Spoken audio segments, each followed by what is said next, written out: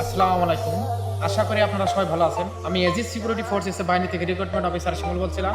যারা চাকরি করবেন অবশ্যই আমার সাথে যোগাযোগ করবেন। এই দেখেন এই ভাই এসে গাইবান্ধা থেকে অনেক সুযোগ সুবিধা পাইছে। ভাই আপনার বাসা কোথায়? আপনার কাছ থেকে কোনো টাকা পয়সা নিয়েছি? জি না। আমাদের বাহিনীতে কোনো টাকা লাগে? জি না।